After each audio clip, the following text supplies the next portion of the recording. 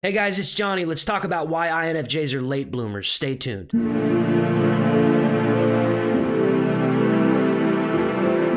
All right, so before we jump into the video, here's what I want to say, okay? I'm going to share with you guys why I was a late bloomer. If you're a late bloomer, if you know other INFJs who are late bloomers, I want to know your story or your thoughts on this in the comments. I was talking to a friend last night and I realized, she pointed out that very few people who actually watch the videos comment. Well, guess what? Maybe you're a late bloomer to the comments section. If you are and you've been watching for a while and you've been thinking about commenting, I want to encourage you to get involved, okay? So don't be afraid to comment. It's never too late. And the worst that anybody's going to say if you decide to comment after all this time is that you were a late bloomer, but now you've arrived. So here we are. Please comment. All right, you guys. So here's my perspective on why INFJs are late bloomers. Introverted intuition, that's our dominant cognitive function, and it's less commonly seen in the general population than some of the other cognitive functions. So here's the thing about it. I think a lot of times INFJs, we grow up and we have insights and we see things, we see patterns, we see possibilities.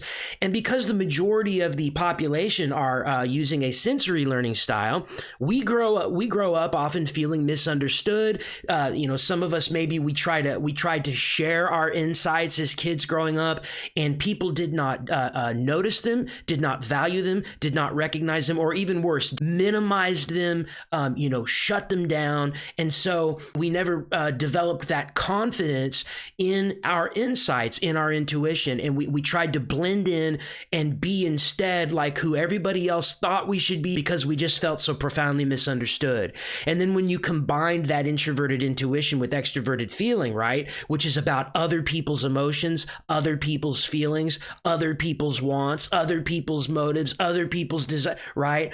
It's like we kind of grow up not really knowing who we are. Who am I? Who am I? Who should I be? What's it gonna take to make them understand me?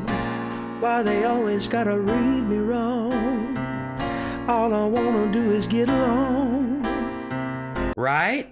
And here's the thing, you guys, this dynamic can be compounded by the fact that a lot of us just grow up different to begin with in other ways. Some of you watching this right now may not realize I used to weigh nearly 400 pounds, you guys. I've lost nearly 200 pounds. I still have a few more to go, but I was morbidly obese from the time I was in kindergarten, okay? And my weight problem compounded this feeling of being misunderstood. I wasn't able to do the things that normal kids were able to do.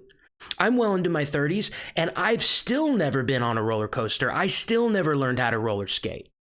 A lot of things I've missed. So I think we can grow up and we just don't know who we are. I was bullied a lot because of my weight. So the combination of feeling so different because of my weight and all the ways that limited my life as a child, combined with just having this unusual cognitive function stack, right? The INFJ, it produced this deep sense of, doubt in me, doubting my abilities, doubting what I was capable of. And so I just spent many years kind of in this limbo period where, I was trying different things out and, questioning the things that I had been told to believe, questioning the things that I thought, that society told me were the norms and the standards.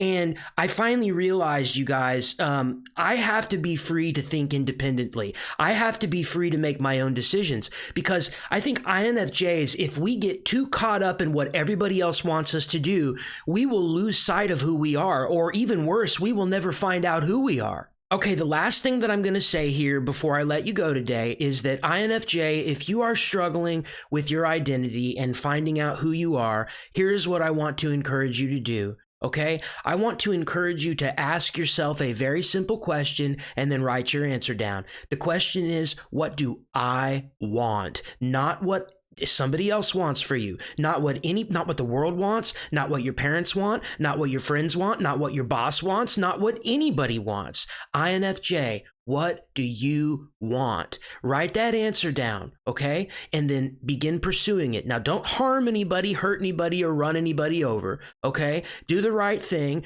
Respect other people's individuality and their differences, but go after what you want and quit asking for permission or validation or approval to do it. You're loved. You're enough just as you are. You don't need anybody to tell you who you are. You can define your identity. You are the master of your fate. You are the captain of your soul. Okay, guys, so I just shared with you my perspective on why INFJs are late bloomers. I shared with you my personal experience, my personal perspective. I want to know from you in the comments why you think INFJs are late bloomers, and feel free to tell me your story, your thoughts, and your feelings about what led to you becoming a late bloomer, and I'd like to hear your story about how you overcame that and how you came into your own. Thank you for tuning in today. Hit the like button, subscribe to the channel on your way out. I'll talk to you in the next video. Take care.